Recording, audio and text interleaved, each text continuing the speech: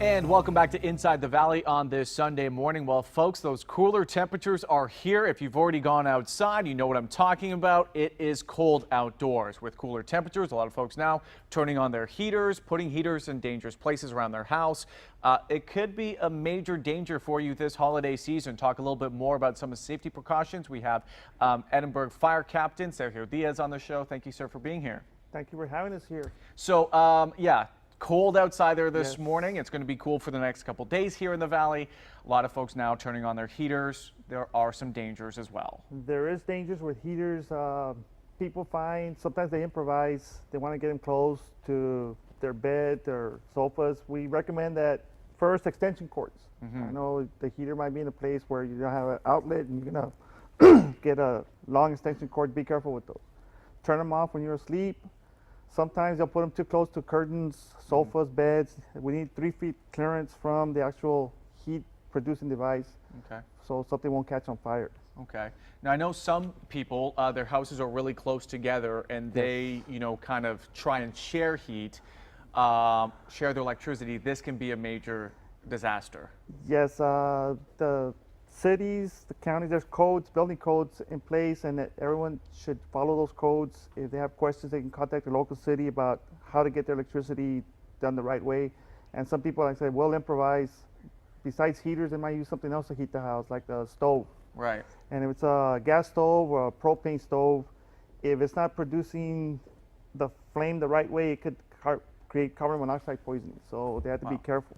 Right, and we all know that carbon monoxide is odorless, tasteless. You can't see it. It's a silent killer, as they call it. And what it does, it replaces the oxygen to your vital organs.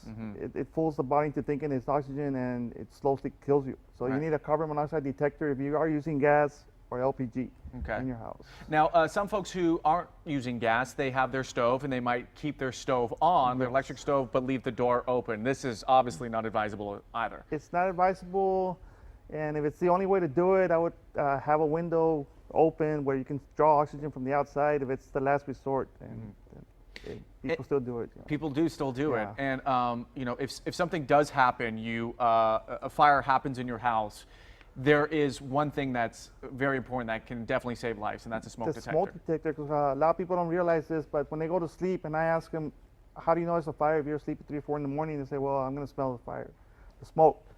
But they don't realize that your brain's like a computer. You're reorganizing your thoughts for the day, and you're not concentrating on smelling. So you need something to wake you up, and your hearing's on all the time. The sense of hearing that smoke detector. And to keep it active, check it once a month, make sure it works. Change the batteries every 6 months. And after 10 years, 10 years of use, the sensors will go bad. Recommend you get a new one and put a date on it so you can check it and remember the 10-year mark. Yeah, absolutely.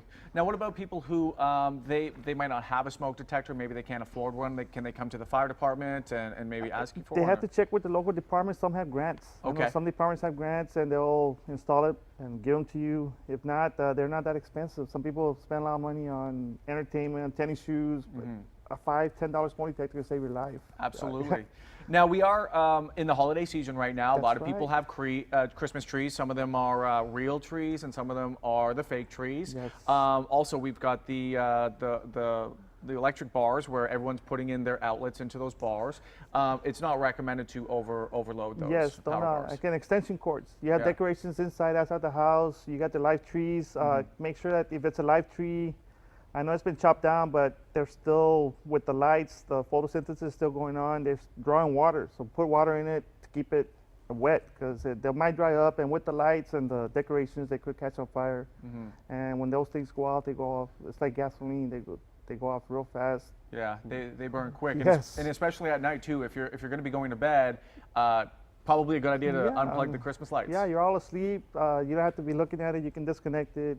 Make sure the lights don't heat up the pine needles and the tree itself. Now, I know that the Christmas tree looks great in your house, folks, and you want to keep it year-round, but if you've got a real tree, you can't because it's a danger. Yeah, eventually it's going to dry up more and more the longer you keep it. When would you advise people to get rid of their tree? Well, you can contact your local solid waste or your city, and they have recommendations. They might have drop-off sites where you can, instead of just throwing in the alley or the side of the road, they they recycle them. Sometimes they use them at the island for Yeah. dunes.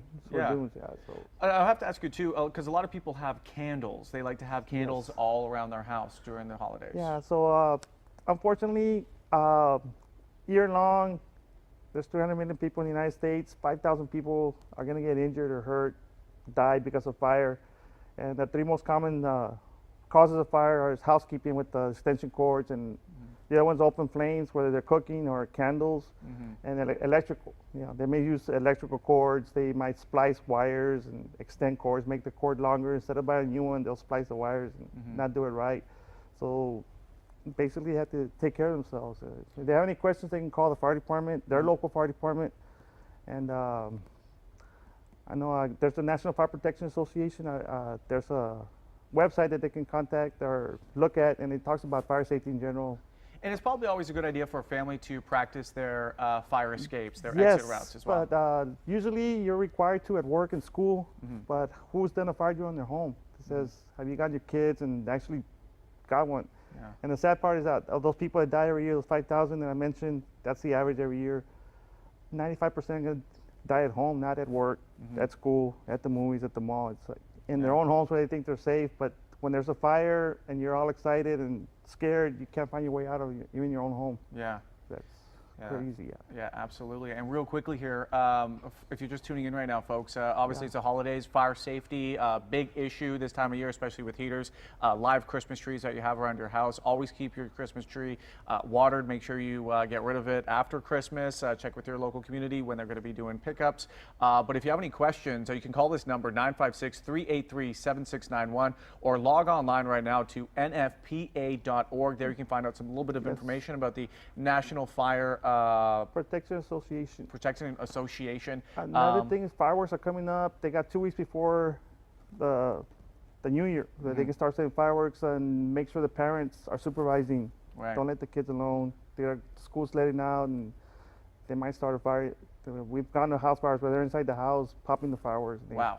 burn it down. So make sure parents are there and make sure everything is safe and Yes. sound. Captain Diaz, thank you so much for being on the show. Thank Really you for having appreciate it us. with some of those great tips. Folks, don't go anywhere on this Sunday morning. When we're going to come back here, we're going to be talking to folks from the Wesco Police Department about how you can protect your home, protect yourself when you're out shopping. We'll also talk about their toy drive they have coming up. Don't go anywhere.